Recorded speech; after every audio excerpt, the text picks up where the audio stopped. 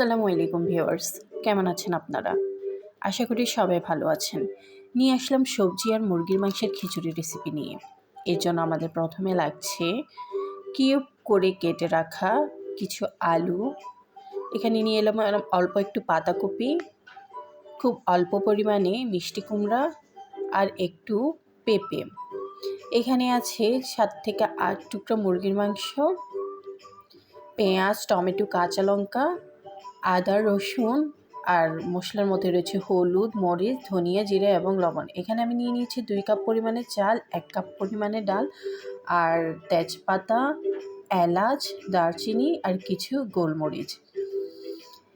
এখন আমরা চাল আর ডালটাকে কয়েকবার করে খুব ভালো করে ওয়াশ করে নেব।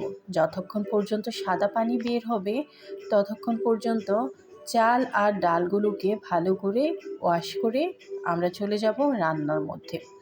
রান্নার জন্য আমি প্রথমে কড়াইতে নিয়ে নিলাম তেল।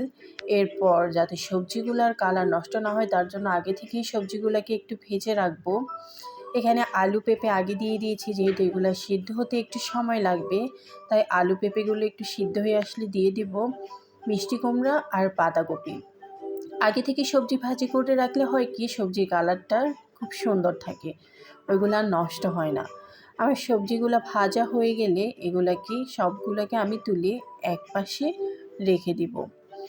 এরপর কড়াইতে আর একটু তেল দিব। তেল দিয়ে গরম মশলা দিয়ে দিব পেঁয়াজ কুচি। পেঁয়াজগুলোকে আগে একটু লালচে করে ভেজে নিব। পেঁয়াজগুলো লালচে করে ভাজা হয়ে গেলে অ্যাড করে নিব আদা এবং রসুনের যে পেস্টটা ছিল ওইটা। সবগুলোকে একসাথে ভালো করে ভেজে নিব। এ পর্যায়ে দিয়ে দিব একটু পানি দিয়ে আমি গুঁড়া মশলা যেগুলো রেখেছিলাম ওইগুলো একে একে দিয়ে মশলাটাকে ভালোভাবে কষিয়ে নেব। মশলাটা এমনভাবে কষাবো যাতে এর তেল বেরিয়ে আসে।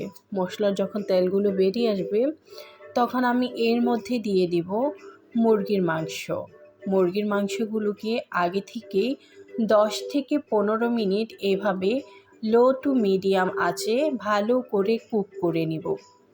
মুরগির মাংসগুলো কুক হয়ে গেলে দেখবেন যে এর থেকে তেল ছেড়ে দিয়েছে। যখন এর থেকে তেল উঠে আসবে তখন আমি আগে থেকে ধুয়ে রাখা চাল আর ডালটা দিয়ে ভালো করে ভেজে নিব। এ পর্যায়ে একটা জিনিস মনে রাখবেন, চাল আর ডালটাকে যত ভালো করে ভেজে নেবেন আপনার খিচুড়িটা ততই ঝরঝরে হবে। চাল আর ডালটা ভাজা হয়ে গেলে আমি যতটুকু চাল আর ডাল নিয়েছিলাম তার ডাবল করে পানি দিয়ে দিব। এ পর্যায়ে আমি চাল আর ডালটাকে 80% কুক হওয়া পর্যন্ত ঢেকে রেখে দিব। আমার চাল আর ডালটা 80% কুক হয়ে গেলে আগে থেকে ভেজে রাখা সবজিটা দিয়ে নেড়ে চেড়ে দিব। এতে হয় কি, সবজির কালারটা খুব একটা নষ্ট হয় না, আর যেহেতু এগুলো আগে থেকে ভাজা এগুলো অনেকটাই সিদ্ধ হয়ে গেছে। এই পর্যায়ে দিয়ে দিব একটু টমেটো আর কাঁচা লঙ্কা দিয়ে আবারও খিচুড়িটাকে ঢেকে দিব রান্না হওয়া পর্যন্ত। খিচুড়িটা রান্না হয়ে আসলে এই পর্যায়ে নেড়ে চেড়ে দেখব চাল এবং ডালটা ভালোভাবে সিদ্ধ হয়েছে কিনা। সিদ্ধ হয়ে গেলে এর উপর দিয়ে আমি কয়েক চামচ ঘি দিয়ে দিব একটা সুন্দর ফ্লেভারের জন্য। ব্যাস, আর একটু ধনিয়া পাতা ছড়িয়ে দিলে তৈরি হয়ে গেল সবজি মুরগির মাংসের খিচুড়ি। আমি এখানে সবজিটা বেশি ব্যবহার করেছি কারণ আমার বাসায় আমার একটা 3 বছরের বাচ্চা আছে। যেহেতু আজকে আমি ফাঁকিবাজি রান্না করেছি, ওর যাতে পুষ্টির কমতি না হয় এই জন্য আমি সবজিটাকে একটু বেশি করে ব্যবহার করেছি। আপনারা চাইলে সবজিটা আরও কম পরিমাণেও দিতে পারেন। এই তো তৈরি হয়ে গেল আমার ঝটপট সবজি মাংসের খিচুড়ি রান্না।